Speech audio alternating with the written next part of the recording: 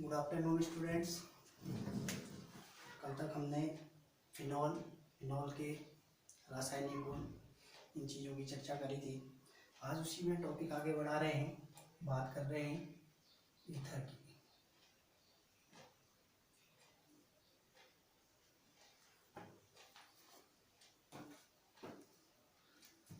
अगर हम देखें ईथर की अगर बात करें तो जो ईथर होता है इसका जो सामान्य सूत्र होता है वो होता है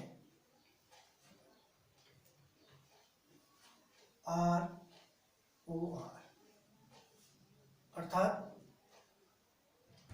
जो O है ऑक्सीजन परिवार जो है, ऑक्सीजन जो है ये क्रियात्मक समूह का कार्य कर रहा है, और जबकि जो R है दोनों तरफ के ROR डैश कहें या फिर ROR कहें, एक ही बात है। ये जो R होंगे ये दोनों ही एल्किल या एरिल समूह हो सकते हैं।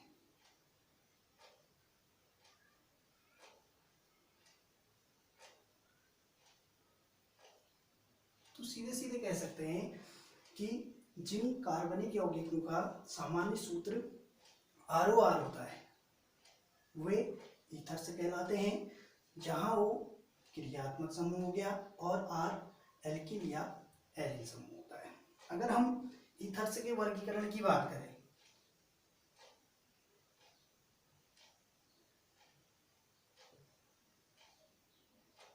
जो ईथर से हैं इनको हम निम्न प्रकार से वर्गीकृत कर सकते हैं।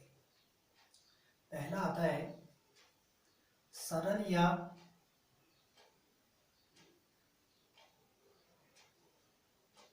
सममितीय ईथर्स।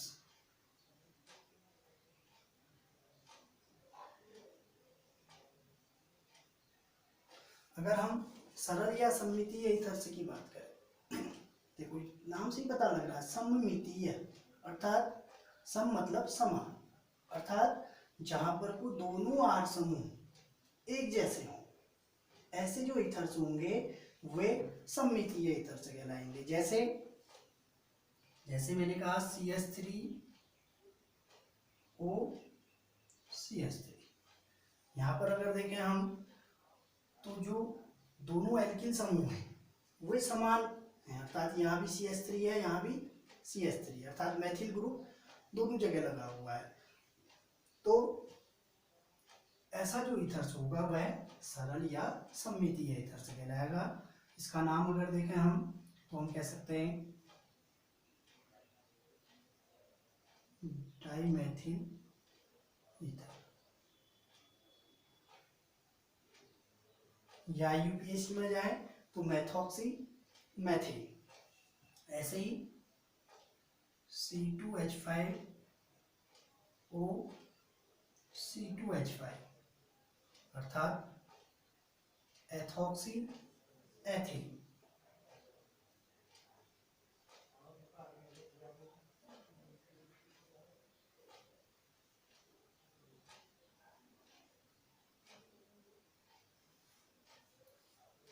तो ऐसे ईथर्स सममिति। एक और एग्जांपल देखें तो हमने परिभाषा में भी कहा था कि या तो एल्किल समूह हो सकते हैं या एरिल समूह हो सकते हैं।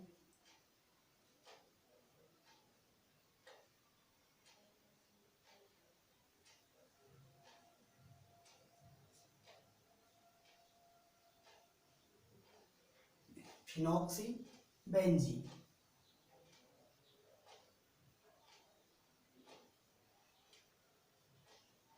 ऐसी को हम कह सकते हैं, ऐसे भी लिख सकते हैं इसको हम C6H5 बेंजीन को लिख दिया हमने OC6H5, दोनों ही एक ही चीज है, तो इसको भी हम फिनॉक्सी बेंजीन कह सकते हैं, या फिर साधारण नाम कहें तो डाइफिनाइल ईथर भी कह सकते हैं। पहला प्रकार था सरल या सममितीय ईथर। दूसरा देखें, दूसरा आता है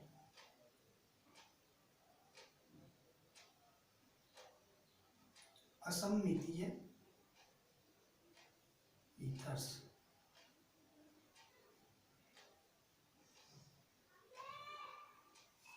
या फिर असममित, सरल कह रहे थे तो उसको हम मिश्रित भी कह सकते हैं,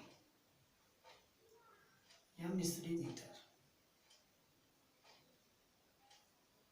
असममितीय अर्थात जहां पर को दोनों आर समूह अलग अलग हो, भिन्न भिन्न हो। यहाँ पर तो हम देख रहे थे कि एक जैसे थे, अब क्या होंगे यहाँ पर को अलग अलग, जब जो आर समूह हैं या आर व आर डैश हैं वो दोनों ही अलग अलग हों, तो ऐसा जो ईथर्स होगा वह हमेशा असममितीय ईथर्स कहलाएगा। जैसे जैसे हमने कह दिया CH3 single bond O, single bond C2H5, या इसी को हम CH2 CH3 भी कह सकते हैं। तो यहाँ पर हमने देखा कि दोनों आर जो हैं वो भिन्न भिन्न है। यहाँ मैथिल ग्रुप जुड़ा हुआ है और यहाँ एथिल ग्रुप जुड़ा हुआ है, तो जो नाम होगा इसका वो हो जाएगा मेथॉक्सी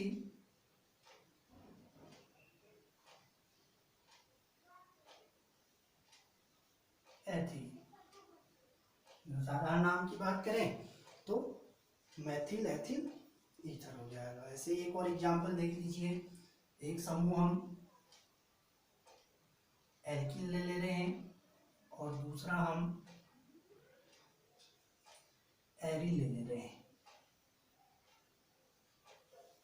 तो ये हो जाएगा मेथॉक्सी बेंजीन, अर्थात दोनों ही आर यहाँ पर भिन्न भिन्न है, एक एल्किल है तो एक दूसरा एरिल है, तो ये जो नाम होगा इसका मेथॉक्सी बेंजीन, और प्रकार हो जाएगा असममितीय ईथर या फिर मिश्रित ईथर का। फिर तीसरा जो प्रकार होता है वो होता है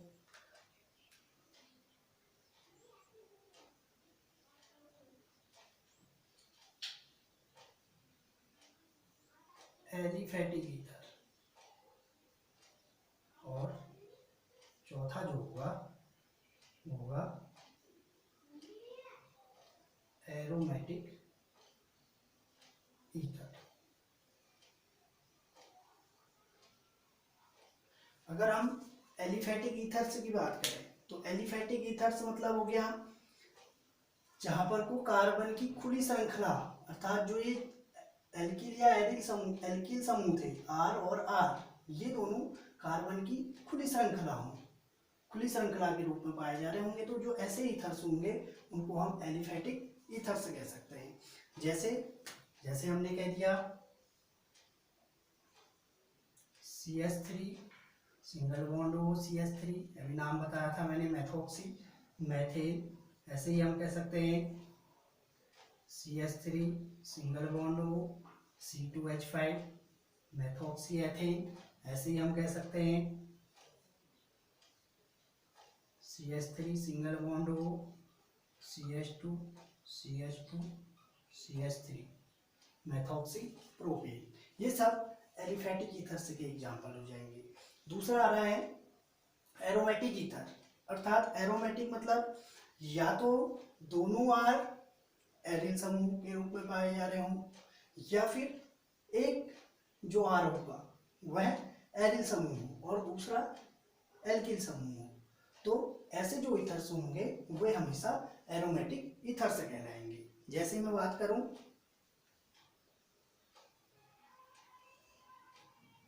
CH3 single bond O single bond benzene, अर्थात मेथॉक्सी बेंजीन, ऐसे ही हम कह सकते हैं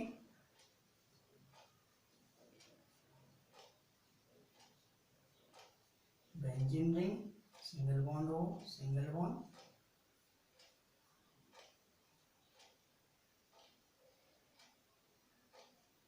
फिर से बेंजीन रिंग, तो ये हो जाएगा डाइफिनाइल ईथर कहें या फिर फिनॉक्सी बेंजीन भी कह सकते हैं। तो बहुत बार एग्जाम में हमसे पूछ सकता है इनके बारे में, सरल सममितीय ईथर और असममितीय ईथर में क्या अंतर है, या सममितीय असममितीय ईथर में क्या अंतर है, तो यह इन पर टिप्पणी लिखने को पूछता है, तो इस टॉपिक को समझेंगे। उसके बाद फिर बात आती है कि ईथर्स का नामकरण, कि हम ईथर का नामकरण करते कैसे हैं। फिर से वही दो पद्धतियां आ जाती हैं ईथर्स के नामकरण की, एक सामान्य पद्धति और दूसरी IUPAC पद्धति। सामान्य पद्धति, दोनों ही पद्धतियों में लगभग जो नाम होते हैं वो आसान है। बात कर रहे हैं हम ईथर्स के नामकरण की।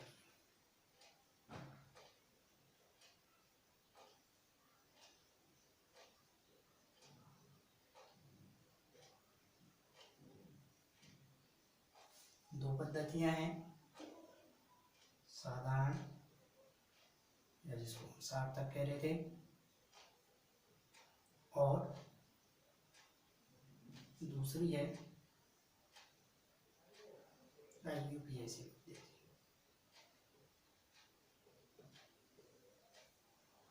अगर हम साधारण पद्धति की बात करें, जैसे एक एग्जांपल लिया CH3O CH3, तो इसको हम कह दे रहे हैं, साधारण नाम में अगर देखें यहाँ भी मैथिल समूह पाया जा रहा है, यहाँ भी मैथिल समूह पाया जा रहा है, तो इसको हम कह देते हैं, दो बार मैथिल आ रहा है तो डाइमेथिल ईथर। अगर हम इसके ही IUPAC की बात करें तो ये आ जाता है मेथॉक्सी,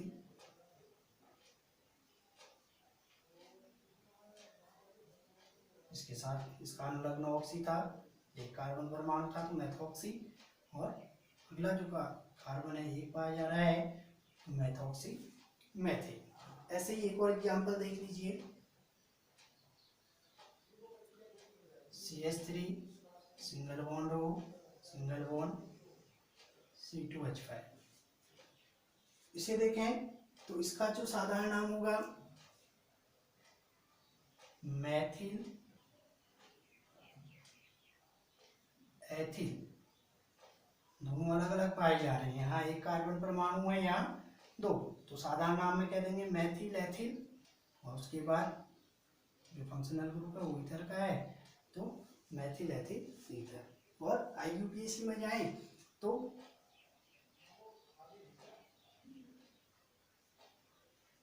मेथॉक्सी एथिल। ऐसे एक और कुछ एग्जाम्पल और देख लेते हैं, एथिल समूह में चले जाते हैं।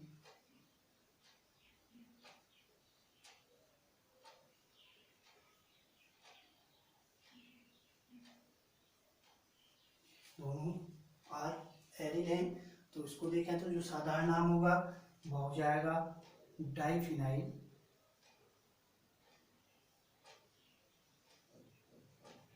ईथर, और जबकि IUPAC देखें तो नाम हो जाएगा फिनॉक्सी बेंजीन।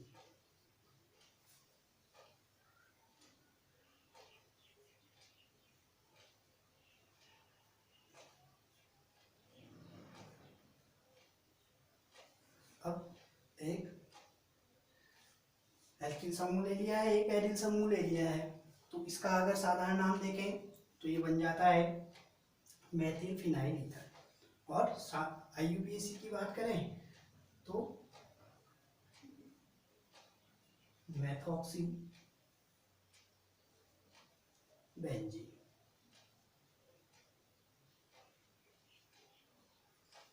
एक और एग्जांपल देखते हैं,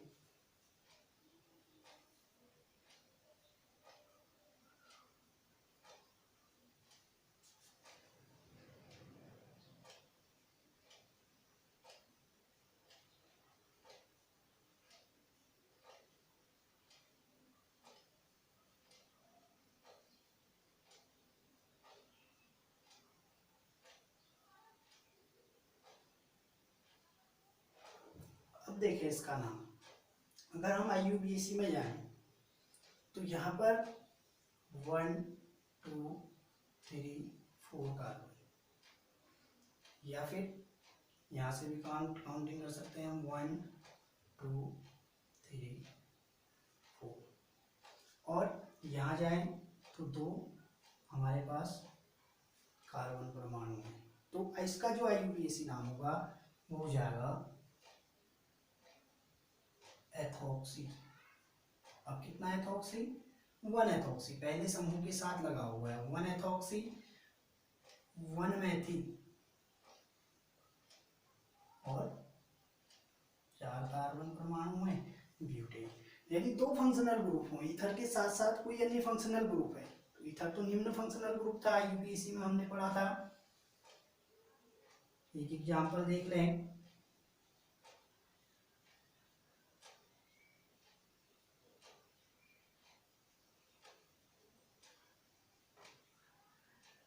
लगभग सेम है, थोड़ा सा फंक्शनल ग्रुप चेंज कर दिया है हमने।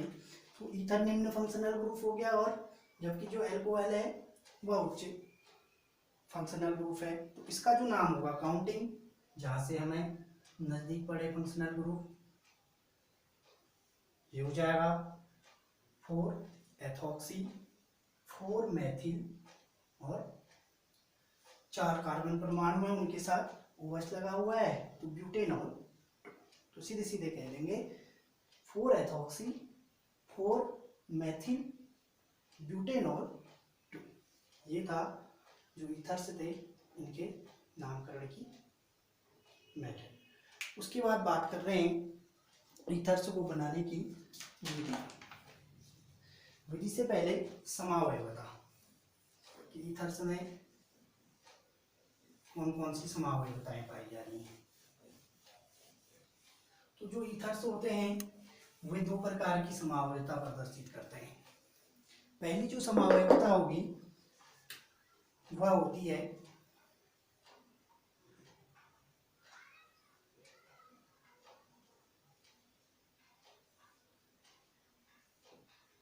क्रियात्मक समावयवता।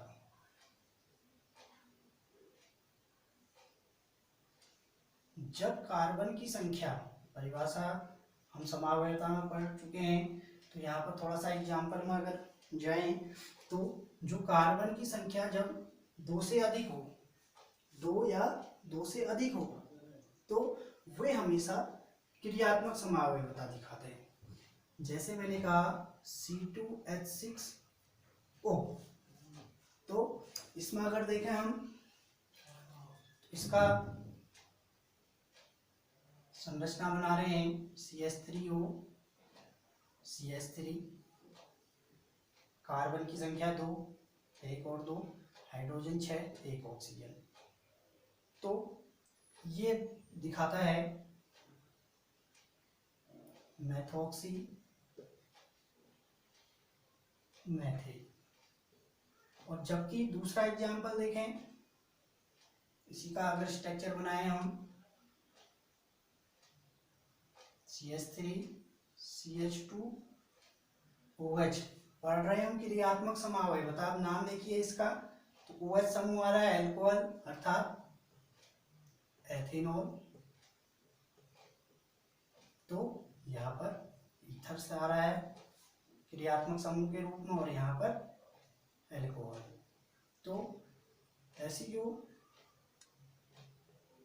समावयवताएं होंगी वह क्रियात्मक समावयवता कहलाएगी। तो परिभाषा में थोड़ा सा इंक्लूड कर देना है, जब कार्बन की संख्या 2 या 2 से अधिक हो, तो ऐसे जो ईथर्स होंगे वे हमेशा क्रियात्मक समावयवता को प्रदर्शित करते हैं। दूसरी जो समावयवता आ रही है, ऐसे कुछ और एग्जाम्पल आप रख लेंगे। दूसरी समावयवता मध्यावयवता। अगर हम मध्यावयवता की बात करें, जब कार्बन की संख्या 4 या 4 से अधिक हो, जब कार्बन की संख्या 4 या 4 से अधिक हो, तो ऐसे जो कार्बन परमाणु होंगे वे मध्यावयवता को प्रदर्शित करते हैं। इसकी अगर हम संरचना प्रदर्शित करें, CH3 single bond CH2 single bond O single bond CH2 single bond CH3, अर्थात एथॉक्सी एथेन।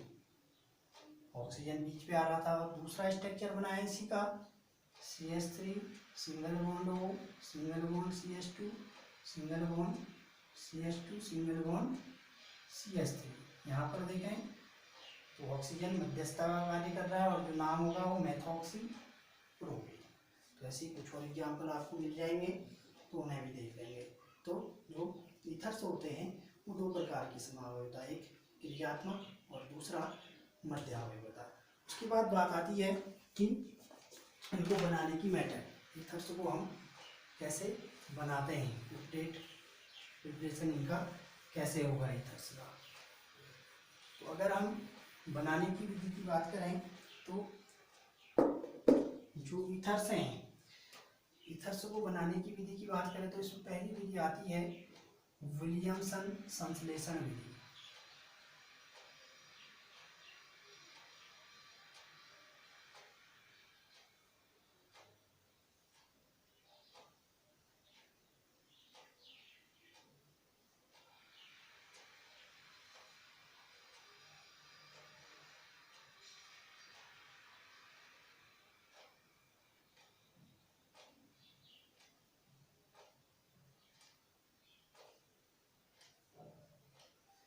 अगर हम विलियमसन संश्लेषण विधि की बात करें तो जब सोडियम एल्कोक्साइड अर्थात ROH, इसकी अभिक्रिया जब किसी एल्किल हैलाइड के साथ कराई जाती है, सीधे सीधे कहेंगे कि सोडियम एल्कोक्साइड की अभिक्रिया जब किसी एल्किल हैलाइड के साथ कराई जाती है तो ये परस्पर क्रिया करके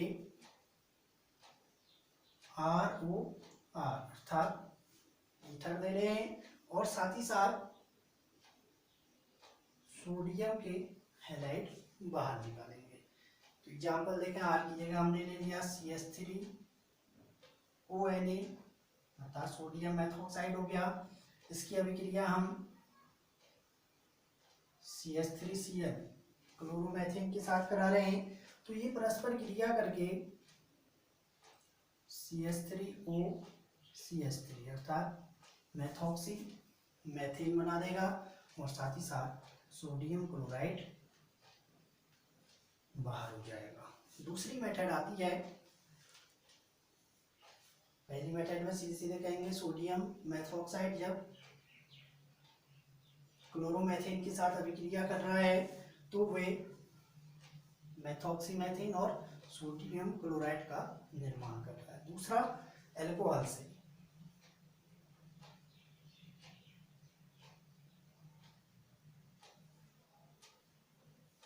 अगर हम अल्कोहल से बात करें तो जब अल्कोहल के आधिक्य को सांद्र सल्फ्यूरिक अम्ल की उपस्थिति में 413 केल्विन ताप पर जब गर्म किया जाता है, अल्कोहल की अधिक मात्रा को सांद्र सल्फ्यूरिक अम्ल की उपस्थिति में 413 केल्विन ताप पर जब गर्म करेंगे तो उसके तहत हमें ईथर्स प्राप्त होता है। अगर हम बात करें ROH अल्कोहल प्लस R-OH को या ROH को, यही बताया मैंने किसकी उपस्थिति में, सांद्र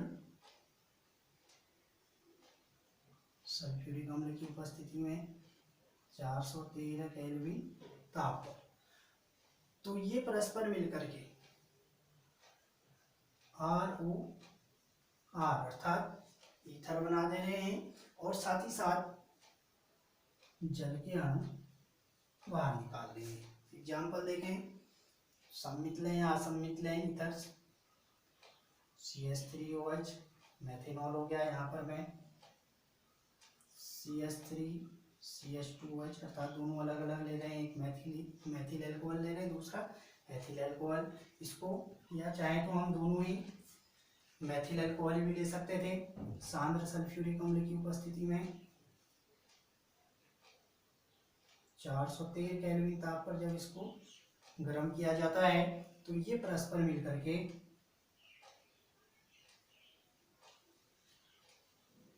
मेथॉक्सीमेथेन और साथ ही साथ जल के अणुओं का निर्माण करते हैं। तो ये मेथड थी प्रिपरेशन मेथड ईथर से। उसके बाद बात कर रहे हैं हम इसके भौतिक गुणों की। ईथर्स के भौतिक गुण क्या क्या हैं। अगर ईथर्स के हम भौतिक गुणों की बात करें तो जो ईथर्स होते हैं, जो जैसे मैंने कहा डाईमेथिल ईथर है या फिर डाई एथिल ईथर है या एथिल मेथिल ईथर्स है, ये सामान्य ताप पर गैसीय अवस्था में पाए जाते हैं। और जबकि जो अन्य ईथर्स होंगे वे रंगहीन द्रव होते हैं और इनमें एक विशेष प्रकार की ईथरीय गंध उपस्थित रहती है। जैसे अल्कोहल में भी गंध उपस्थित थी, वैसे ईथर में भी एक विशेष प्रकार की गंध उपस्थित होती है। इसलिए इसका उपयोग हम इत्र के निर्माण में है, ऐसे ही जो अगरबत्तियां हैं उनके निर्माण में हम ईथर्स का भी उपयोग करते हैं। और जो ईथर्स होते हैं इनमें हाइड्रोजन आबंध का अभाव होता है, हाइड्रोजन आबंध इन पर नहीं पाया जाता है। और जबकि ये जल में बहुत कम विलेय होते हैं और जबकि जो कार्बनिक विलायक हैं उनमें बहुत ज़्यादा विलेय होते हैं। अगर क्वथनांक और गलनांक की बात करें तो इनका जो क्वथनांक और गलनांक होता है वह अल्कोहल की तुलना में कम होता है।